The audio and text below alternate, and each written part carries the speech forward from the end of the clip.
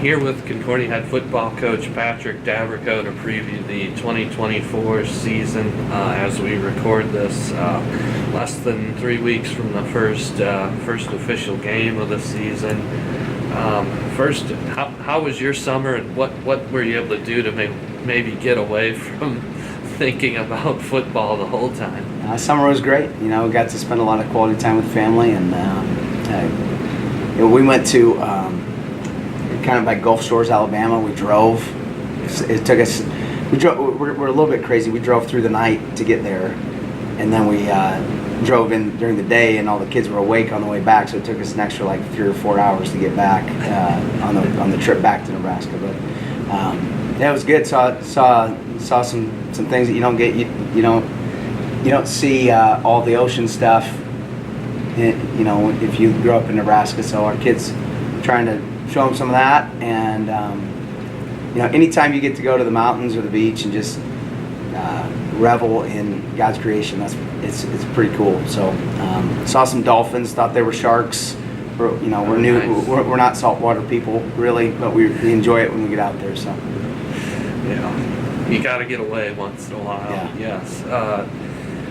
Getting to football, you have some players in this senior class, and not just seniors, who have expressed confidence in this team. What do you think it inspires that confidence right now? Evidence. Our guys, especially the veterans, like they've, a lot of these guys were freshmen when we went 7-3 in 21, and then as we the last 2 years have been 500 and just under, like it's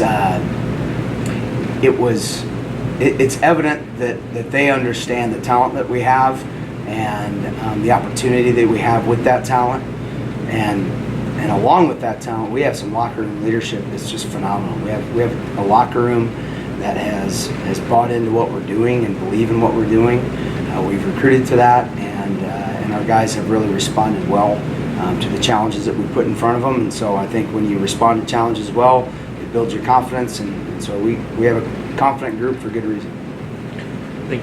I think it's fair you could say there's been a bit of a transformation offensively the past few seasons. How do you explain kind of how that's taken place, where you feel like you can put up a lot of points now?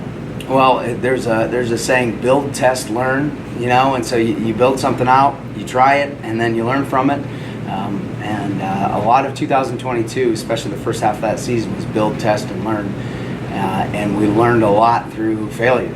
And so some of those failures, I can tell you where I was at in Mitchell, South Dakota, in the bowels of the locker room, when we had the conversation as a coaching staff that we gotta go faster on offense, and we had 0 points at halftime, and then the over that off season, after that we came back, we did really well in the second half, and then that kind of became our identity as 2022 progressed, and then last year bringing Coach Nelson on, he just brings a really good wealth of information, and I think Coach Cook and Coach Beasley and Coach Hoffman and all those guys that are working with our offense, and just they do a really good job of holding our guys accountable to doing small things at a high level, or like simple things at a high level, and so that transformation it didn't happen overnight, and there's when you have good players, just being able to showcase them, and quarterbacks who make good decisions, and offensive linemen who protect, and you can get some things done. Well, the guy that's been at quarterback during that time has been DJ McGarvey. Has 26 career starts under his belt now, probably one of the more experienced quarterbacks in college football right now. What do you sense with him right now, and what kind of comfort does it give maybe you and him, just knowing he's got that experience to lean on? DJ's operating at a very high level right now, and it gives our whole offense, our whole team confidence. And while he, he's had a very good career, and he's just our kind of a guy that we all trust to get it done. Like Gideon and the rest of the quarterback room, they do a really good job of pushing him, and so DJ is a competitor, and he wants to win in the worst way, and he pushes his teammates, and so it's been fun to see his progression from being thrown into a starting role as a freshman to where he's at now. It's been fun to see that growth. Mm-hmm. I know you're always quick to point out when the offensive line performs well too. What are your expectations for that group, given that there's a lot of experience there? Higher than they've ever been. And that's not something that puts pressure on those guys. They just have a really high standard, and that's tough. That's a tough group, man. I mean, Jackson Anderson and Christian Schlepp and Blake Schlegel and Seth Moore and Nate Miller and Cohen Carpenter and Toby Hager and Tyler Walford. Those guys have been at it for a long time, and they know each other well. They've been playing next to each other for a long time. I think the creativity, we kind of put it on Coach Cook to find a way to get everybody involved, because we have guys that we trust there, and we have reason to trust them. They've earned respect from their teammates, and some of them have been in school long enough to have a doctorate, but I don't think we have any doctors in that group. We might have a couple married guys, right? We do. Yeah. We do. I think have to mention Austin Jablonski and All-American season last year. What does he mean to the team and to the locker room? Yeah, that's a good question. It's hard to articulate. There's a lot of these guys in the senior class who leave a mark that will far outlast their playing career here. And if you take the guys that they played with their first year here, and then that pebble, that ripple effect through the guys who are freshmen on this season, and watching them lead as seniors, it'd be really hard to quantify the difference that they've made, and Jablonski at the tip of that spear. He is everything you want in a leader. He leads by example, but then he'll come along, freshman, and put his arm around them, and make them feel like they're part of the family from day one. And so he's been a game changer, not just on the field, but off the field, in the locker room, and he brings other guys along with him when it comes to success, and he's always cheering people on. I think he's in the front row at the classroom. Like he's just that kind of kid. And, he's a grown man. Like he's definitely a guy that we can count on. Mm-hmm. Wanted to bring up the running back room there. I know you had your top guy there is now a graduate assistant from last year, Devin Ziegler, but Mark Arp is someone who has a lot of experience as well. But how is that whole room kind of coming together? I think getting used to calling Devin Coach Ziegler, I think, is the biggest struggle that room has, as that transition happens. But Coach Ziegler would always outwork everybody, and so he had a ton of respect, graduating last year and moving into a coaching role. I know what that's like. That's tough to do, but he's done a great job with it. And Mark is doing a great job. Carlos Collazo is a name you're going to hear. Jesse Herndon brings kind of a different aspect to the running back position. Tyler Douglas is about as downhill as it gets. We have some good freshmen in here too, and so we feel confident in that room, and they're going to be able to do more than what we asked them to do. Moving over defensive side of the ball, a lot of experience also up front with that group, and then in the linebacker group as well. How do you like just kind of the way defensive line, linebacker are looking so far in camp?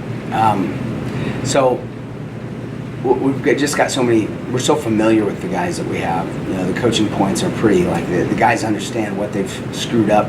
If something goes south, they understand like how to troubleshoot it.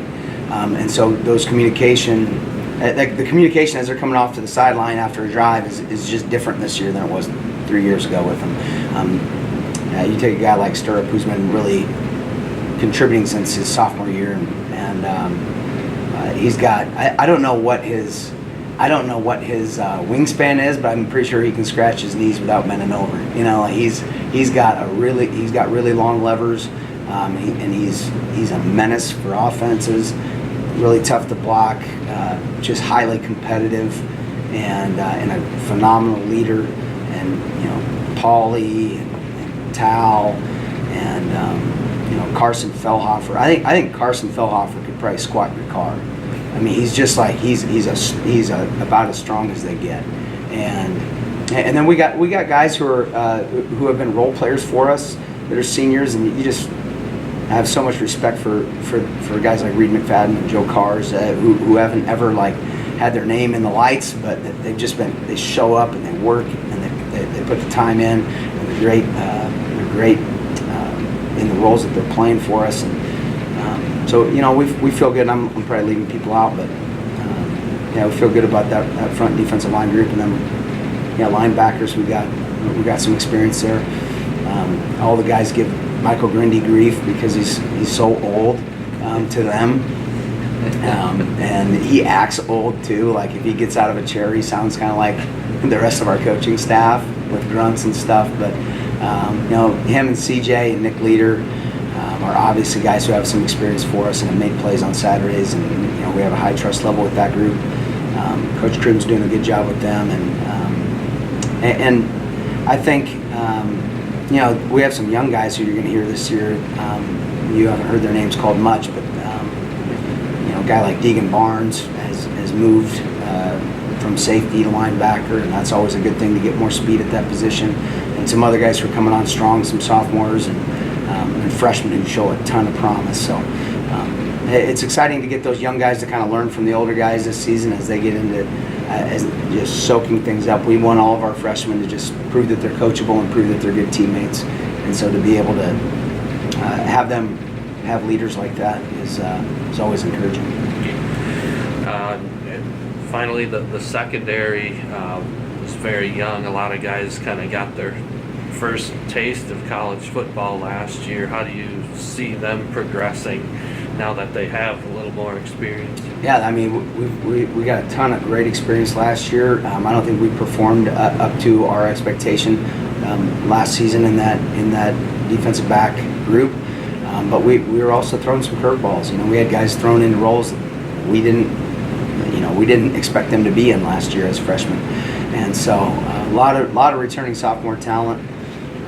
You know, Poe and Zasman, EJ has come along really strong this off season. We've got some guys that have come in and provided some good competition.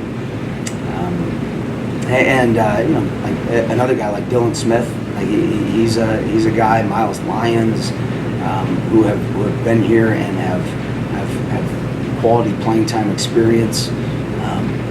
Penrod, and you know, thinking about our safeties, like Braxton Bohr can cover ground as good as any safety that we've had in a long time. Between him and Sire and Penrod and the rest of our safety room, you know, we feel like we're going to be much improved, and the expectations that we get back to stopping the pass and not giving up things that we shouldn't. And so defensively, Coach Osteen, Coach Lonnie, Coach Jackson, Coach Cream, that whole staff, that side of the ball, Coach Nichols, they our defensive philosophy, with what we see in our conference and the variety of different offenses, I think that they have built a defense that is going to put us in the best position for all those things. And so I'm excited to see that side of the ball this fall. During the summer, talked to you a little bit about Kyle Stirrup, and you raved about that whole senior class and how they maybe set the tone for the locker room. What can you say about them from an overall perspective that goes beyond just what people see on the football field?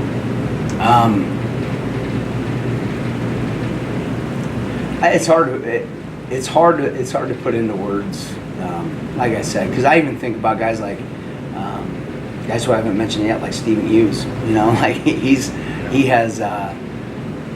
I had to talk him into coming back one year, and he would tell you about it. But he's it's to see his maturity from where he came in and where he's at now, and like so you think of it, guys like Stirrup and DJ and Jabo, they get a lot of the headlines, but it's the guys who have just been putting in the time and not gotten a lot of that attention that you just have a deep admiration for, and it's fun to see those guys. It's fun to see their growth, and it's fun to see them when they earn time on Saturdays, to be able to kind of revel in that, and it's one of the biggest joys of my life seeing those guys come in and mature and just grow and make the progress that they do, because that's why you get into coaching, is to kind of see that, especially in college, and so that's been fun, and a lot has been said about this senior class. We got a ton of underclassmen that are just pushing really hard and doing great things, and so we expect that the legacy that these seniors are leaving right now and the way that they handle themselves will be carried over in the years to come, and that's what's really exciting, is to think about where things are going to be heading in the future. And Stephen Hughes' dad is one of our biggest followers on social media, Yeah. so I hope he's watching us. I'm sure he will. Some point. It's Coach Hughes too. He's Hughes, coaching. yes, yes. He's coaching Colorado. Lastly, what maybe makes the difference for a team trying to go from 5-5 last year to making the kind of jump and accomplishing the goals that you guys have? I'm going to try and not give you coach speak. I'm really tempted to tell you just get better one day at a time. Yeah. We have to not repeat mistakes from last year, and all the coach speak stuff, all that stuff is true. But we have to not repeat mistakes. Okay? In tight moments, we can't leave it up to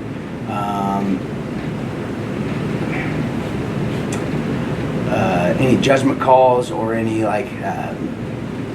one play scenarios. Like we need to close the door on situations. Like we gotta score more in the red zone, not just in the 70% of the games, but like in every game we got to be accountable to scoring in the red zone and holding the opponent's out of the end zone and not giving up big plays. I think it's just like learning from the mistakes that we made last year and